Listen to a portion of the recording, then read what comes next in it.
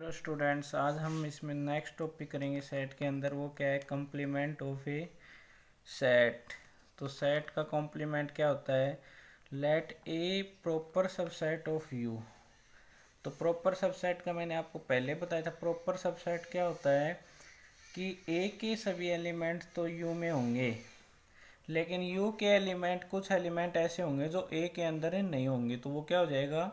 ए का proper, U का proper set. और यू क्या है? Universal set. That U consist of all the elements of A together with some elements which are not in A. तो वो क्या हो जाएगा? A proper set of universal set हो जाएगा। This is the complement. अब हमें कम्प्लीमेंट पढ़ रहे हैं तो कम्प्लीमेंट के बारे में जानना जरूरी है। कम्प्लीमेंट क्या होगा? कम्प्लीमेंट वो होगा जो यूनिवर्सल सेट के अंदर ए के अंदर जो एलिमेंट है उनको छोड़कर जो एलिमेंट बच गए, उनका जो सेट बनेगा वो कहलाता है कम्प्लीमेंट ऑफ ए सेट। तो अब देखो भाई, thus the complement of a given set is a set which contains all those member of the universal set that do not belongs to set A. मतलब वो सभी एलिमेंट्स का set जो element ए से बिलोंग नहीं करते हो वो ए कॉम्प्लीमेंट कहलाएगा। मैंने बताया भी था, पीछे भी करके बताया था कि यूनिवर्सल और उसका जो सब प्रॉपर सबसेट है ए है, उसका डिफरेंस होता है वो क्या होगा? कॉम्प्लीमेंट सेट होगा। तो जैसे एग्जांपल के लिए मैंने यूनिवर्सल सेट ले लिया ए बी सी डी और ए सेट ले लिया ए बी डी। तो अब अपना ए कॉम्प्लीमेंट मैंने क्या बताया था? ऐसे एलिमेंट्स जो यू के अंदर होंगे लेकिन ए के अंदर नहीं होंगे, तो उनका जो सेट बनेगा वो कॉम्प्लीमेंट कहलाएगा। तो यहाँ पे डी, सी और ई ऐसे एलिमेंट हैं जो ए के अंदर नहीं है, इसलिए अपना ए कॉम्प्लीमेंट क्या हो गया? सी। अब कॉम्प्लीमेंट की कुछ प्रॉपर्टी हैं। अगर हम ए यूनियन ए कॉम्प्लीमेंट निकालते हैं तो अपना यूनिवर्सल सेट बनता है। ये जो आगे मैं क्वेश्चन करवाऊंगा उसमें करवाऊंगा। ए इंटरसेक्शन ए कॉम्प्लीमेंट निकालेंगे तो उसमें फाई आएगा। क्यों? क्योंकि कॉम्प्लीमेंट होता है वो ए सेट का उल्टा सेट होता है, यानी कि उसमें वो एलिमेंट होते हैं जो ए के अंदर नहीं होते हैं। और जब ए के अंदर जो एलिमेंट हैं वो नहीं होंगे तो उनके अंदर कॉमन एलिमेंट कोई आएगा नहीं, और कॉमन एलिमेंट नहीं आएगा तो वो सेट क्या हो जाता है? फाई। ठीक है भाई। अब ए कॉम्प्लीमेंट का कॉम्प्लीमेंट निकालेंगे हम। जैसे मान लो अपना ये यहाँ ए कॉम्प्लीमेंट है। अब हम इसका कॉम्प्लीमेंट निकालेंगे तो हमें कहाँ जाना पड़ेगा? इस सेट में जाना पड़ेगा। और ये सेट है तो इसका मतलब क्या हो जाएगा? वो खुद ही सेट आ जाएगा। तो जब हम एक कॉम्प्लीमेंट का कॉम्प्लीमेंट निकालते हैं, that is complement of the complement of a set is itself, खुद वो ही सेट आ जाता है। ठीक है भाई। अब आता है डिफरेंस ऑफ सेट। सेट के अंदर डिफरेंस। तो let A and B two given sets. A और बी अपने पास कोई दो सेट हैं, तो उनके बीच में जो डिफरेंस होगा वो क्या होगा कि ऐसे एलिमेंट जो सेट ए के अंदर तो होंगे लेकिन वो सेट बी के अंदर नहीं होंगे, तो वो ए डिफरेंस बी हो जाएगा। तो आगे देखो, the difference of set A and B is the set of element which are in A but not in B. और इसको हम लिखेंगे ए डिफरेंस बी। और अगर हमें तो इसका जो साइम्बोकली रिप्रेजेंट होगा वो क्या होगा? X such that x belongs to A but x does not belongs to B. तो वो हो जाएगा अपना ए डिफरेंस बी। और अगर हमें इसका उल्टा निकालना हो, बी डिफरेंस ए निकालना हो, तो ये क्या हो जाएगा? X such that x belongs to B but not belongs to A. इसलिए बेटा ये उल्टे हो गए एक दूसरे के, इसलिए ए डिफरेंस बी कभी भी इक्वल नहीं आता है बी डिफरेंस ए के। अब सिमेट्रिक डिफरेंस ऑफ सेट्स, ये क्या होता है? ये देखो बहुत इंपॉर्टेंट है। The symmetric difference of two sets A and B is the union of set of A difference B and B difference A. मतलब ए डिफरेंस बी निकालना है, फिर बी डिफरेंस ए निकालना है, फिर उनका यूनियन जो निकालेंगे जो वो सेट आएगा वो होगा अपना A union B, sorry symmetric difference of sets. और इसको हम डिनोट करते हैं ए डेल्टा बी से। किससे डिनोट करते हैं? ए डेल्टा बी। तो ए डेल्टा बी क्या आएगा? ए डिफरेंस बी का जो सेट बनेगा उसका, और बी डिफरेंस ए जो सेट बनेगा उसका यूनियन, वो आएगा अपना ए डेल्टा बी। और इसको हम बोलते हैं सिमेट्रिक डिफरेंस ऑफ सेट्स। और इसको साइम्बोकली रिप्रेजेंट करेंगे x such that x belongs to A minus B, और x belongs to B minus A, sorry B difference A और ए डिफरेंस बी। अब हम जो भी जितनी भी हमने बेसिक बातें पढ़ी हैं उनसे रिलेटेड अब हम क्वेश्चन करेंगे। तो क्वेश्चन करेंगे तो अपनी बेसिक बातें भी अपने को रिलेटेड समझ में आ जाएंगी। तो अब देखो भाई, पहला क्वेश्चन क्या कर रहा है, find the union of each of the following pair of sets. सभी सेट्स का यूनियन निकालना है, मतलब A union B, B union C, ऐसे। तो अब अपना एक पहला सेट क्या दे रखा है, सेट बिल्डर फॉर्म में दे रखा है x such that x is a natural number and x की लिमिट दे रखी है भाई, एक्स क्या है 3 से तो बड़ा है और 9 के बराबर या उससे छोटा है। और दूसरा सेट दे रखा है B x such that x is a natural number and इसमें भी लिमिट दे रखी है कि एक्स है वो 10 से बड़ा है और 50 के इक्वल है या इससे छोटा है। तो अब सबसे पहले हम इनकी सेट बिल्डर फॉर्म से इनको रोस्टर में चेंज करते हैं या ट्यूबुलर फॉर्म में चेंज करते हैं। ठीक है भाई, ट्यूबुलर फॉर्म में चेंज करेंगे तो क्या आएगा, ट्यूबुलर फॉर्म में चेंज करेंगे तो देखो भाई नेचुरल नंबर है तो अपना सेट में आ जाएगा 4 5 6 7 8 9। क्यों, क्योंकि एक्स अपने को किससे बड़ा लेना था, 3 से बड़ा 4 होता है, 5 6 7 और 9 के इक्वल या 9 से छोटा, 9 के इक्वल तक लेंगे हम। ये अपना ए सेट हो गया। फिर आएगा B set, x such that x is a natural number and x कहाँ से कहाँ तक है भाई, 10 से तो बड़ा है और 15 के इक्वल या इससे छोटा है। तो हम 11 12 13 14 और 15 ले लेंगे। अब हमें ए यूनियन बी निकालना। ए यूनियन बी में क्या होता है, ए यूनियन बी वो सेट होता है जिसके अंदर हमारे दोनों सेट्स के एलिमेंट होंगे, लेकिन जो कॉमन एलिमेंट होगा वो एक बार ही लिखा जाएगा। तो अब इन दोनों में कोई कॉमन एलिमेंट आ नहीं रहा, इसलिए यूनियन भी क्या होगा, दोनों के एलिमेंट्स को मिला के लिख देंगे। तो 4 5 6 7 8 9 11 12 13 14 और 15।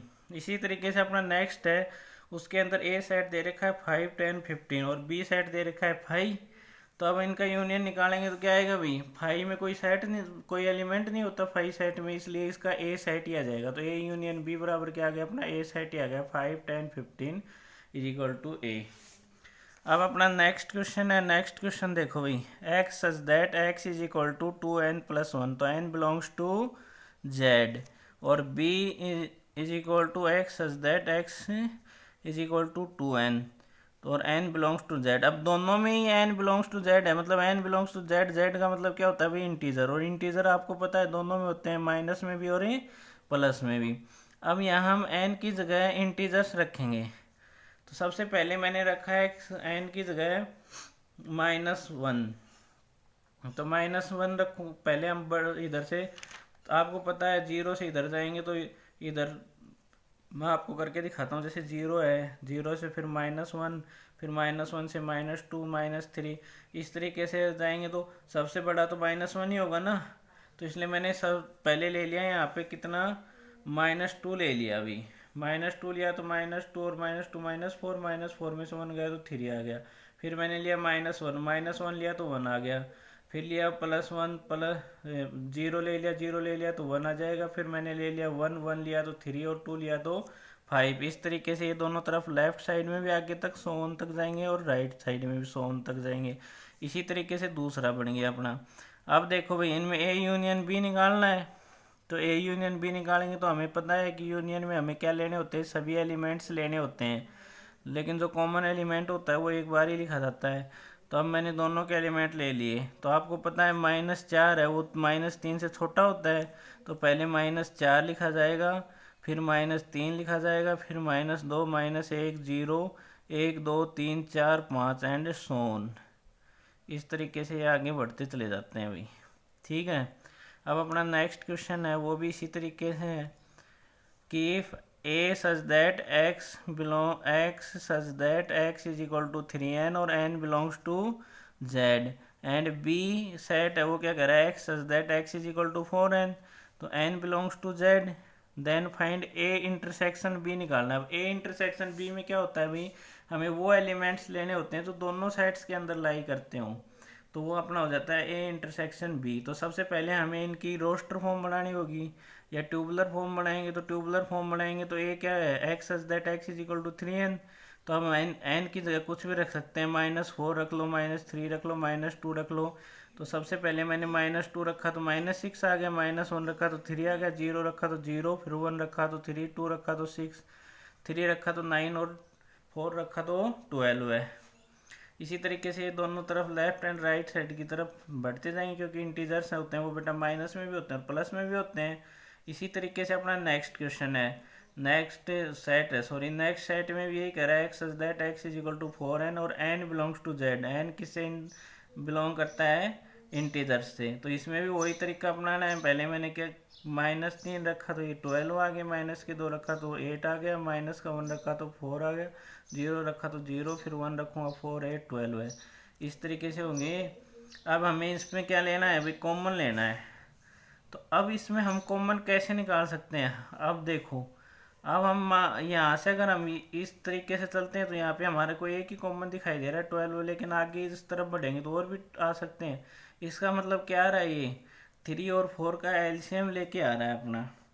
या 3 और 4 कब आएगा, जब हम इनका मल्टीपल लेंगे। तो इनका मल्टीपल का क्या 12 है, फिर 12 का 2 से मल्टीप्लाई करेंगे 24, 36, यानी कि 12 के मल्टीपल में ले तो वो दोनों के कॉमन हो जाते हैं, 3 का भी और 4 का भी। तो इसलिए अपने सेट क्या आ जाएंगे भाई, -24 -12 0, 12 24, क्योंकि इन दोनों का एलसीएम आता है 4। ये इन दोनों का मल्टीपल है वो 12 आएगा, 3 और 4 का कॉमन मल्टीपल 12 होता है पहला। तो अब 12 के ही मल्टीपल लेते चलें, क्योंकि 12 जब इसका पहला मल्टीपल है तो उसके सारे मल्टीपल भी इन दोनों के मल्टीपल होंगे 3 और 4 के। इसलिए अपना ये सेट बनेगा, इधर से सोन से शुरू होकर -24 -12 0, इधर 12 24 आगे चलता जाएगा। अब देखो भाई, अपना नेक्स्ट क्वेश्चन में हमें दे रखा है यूनिवर्सल सेट। ए सेट दे रखा है, बी दे रखा है और सी सेट दे रखा है। तो अब हमें क्या करना है, इनके कॉम्प्लीमेंट निकालने हैं। ए इंटरसेक्शन सी करके कॉम्प्लीमेंट निकालना है, बी इंटरसेक्शन सी करके कॉम्प्लीमेंट। तो इनका जो कॉम्प्लीमेंट, जब दो सेट हैं उनके बीच में ऑपरेशन लग रहा है और उनका कॉम्प्लीमेंट निकालना हो तो वो यूनिवर्सल सेट के अंदर से कॉम्प्लीमेंट निकलता है। ये मैं आपको पहले बता देता हूँ, दोबारा से रिपीट कर रहा हूँ कि जब दो सेट है उनके बीच में कोई ऑपरेशन लग रहा है, चाहे उनका यूनियन निकल रहा हो, डिफरेंस निकल रहा हो या इंटरसेक्शन निकल रहा हो, तो उनका जो कॉम्प्लीमेंट निकलेगा वो उनके यूनिवर्सल सेट में से निकलेगा। इसलिए इसने पहले यूनिवर्सल सेट दिया है, फिर ए सेट दिया है, फिर बी सेट दिया है और फिर सी सेट दिया है। तो अब हम सबसे पहले यूनिवर्सल सेट लिखेंगे, ए सेट लिख लिया, बी लिख लिया, सी। पहला ऑपरेशन क्या है भाई अपना, ए यूनियन, सबसे पहले ए इंटरसेक्शन सी। अब ए इंटरसेक्शन सी है तो हम दोनों के बीच में इंटरसेक्शन लगाएंगे। इंटरसेक्शन में कौन से एलिमेंट आते हैं भाई, जो दोनों सेट्स के अंदर कॉमन होते हैं। तो इन दोनों सेट्स के अंदर 3 4 आ गया। अब हमें इसका कॉम्प्लीमेंट निकालना है। तो ए इंटरसेक्शन सी का कॉम्प्लीमेंट कहाँ से निकालेंगे, कि अब हम ऐसे एलिमेंट देखेंगे जो कि अपने ए इंटरसेक्शन सी के अंदर हैं लेकिन यूनिवर्सल सेट के अंदर नहीं है। तो अब यहाँ से हमने देखा कि इसके अंदर कौन कौन से हैं, 3 4 आ गए। तो अब ऐसे सेट लेने, इनको छोड़ के जो एलिमेंट बच गए वो किस में आएंगे, ए इंटरसेक्शन सी कॉम्प्लीमेंट के अंदर आएंगे। तो वो हमने ले लिए यहाँ से। तो 3 4 को छोड़ के बाकी सारे ए इंटरसेक्शन सी कॉम्प्लीमेंट में आएंगे। तो 1 1 2 आ जाएगा, 5 6 7 8 9, तो ये आ जाएगा अपना। फिर दूसरा है अपना बी इंटरसेक्शन सी लेना है। तो बी इंटरसेक्शन सी में कौन से आएंगे, पहले बी और सी का इंटरसेक्शन निकालेंगे। इंटरसेक्शन निकाला तो इन दोनों के कॉमन एलिमेंट हैं 4 6, तो बी इंटरसेक्शन सी का सेट आ गया 4 6। अब हमें इसका कॉम्प्लीमेंट निकालना है। वही तरीका लगाना है कि यूनिवर्सल सेट में से हम ये 4 6 छोड़ के जितने भी एलिमेंट हैं वो बी इंटरसेक्शन सी कॉम्प्लीमेंट के अंदर आएंगे। तो मैंने इसके अंदर लिख दिए। इसी तरीके से अगला है ए डिफरेंस सी। अब ए डिफरेंस सी है तो मतलब हमें कौन से एलिमेंट लेने हैं, ऐसे एलिमेंट लेने हैं जो ए के अंदर तो हों लेकिन सी के अंदर ना हो। तो अब देखो भाई, ए के अंदर है 1 2 3 4, बी के अंदर है, सी के अंदर है 3 4 5 6। तो भाई 3 और 4 तो दोनों में कॉमन है, इसमें भी है इसमें भी है, लेकिन ऐसे एलिमेंट कौन से हैं ए के अंदर जो सी के अंदर नहीं है, वो 1 और 2 हैं। तो डिफरेंस क्या आ जाएगा अपना 1 और 2। अब इसका कॉम्प्लीमेंट निकालेंगे तो हम यूनिवर्सल सेट में जाएंगे। यूनिवर्सल सेट में इन दोनों एलिमेंट्स को छोड़ के बाकी सभी एलिमेंट्स को ले लेंगे, वो इसका कॉम्प्लीमेंट हो जाएगा। अब अपना नेक्स्ट क्वेश्चन क्या कह रहा है, if set A is equal to A B C D E और B is equal to D E F G हो, तो find A difference B intersection B difference A. तो सबसे पहले हम ए डिफरेंस बी निकालेंगे। ए डिफरेंस बी निकालेंगे तो हमें वो एलिमेंट लेने हैं जो ए के अंदर हैं लेकिन बी के अंदर नहीं है। तो अब देखो भाई, डी और ई दोनों में हैं लेकिन ए के अंदर ए भी है और वो बी के अंदर नहीं है और सी भी नहीं है, तो ए बी सी आ गया इनका डिफरेंस। दूसरा लेंगे बी डिफरेंस ए, तो अब वो एलिमेंट लेने हैं जो बी के अंदर है लेकिन ए के अंदर नहीं है। तो ऐसे एलिमेंट दोनों आए अपने एफ और जी। अब इन दोनों का इंटरसेक्शन निकालते हैं तो हम देखते हैं कि यहाँ पे कोई भी एलिमेंट कॉमन नहीं आ रहा दोनों में, तो इसलिए इनका इंटरसेक्शन क्या हो जाएगा, 5।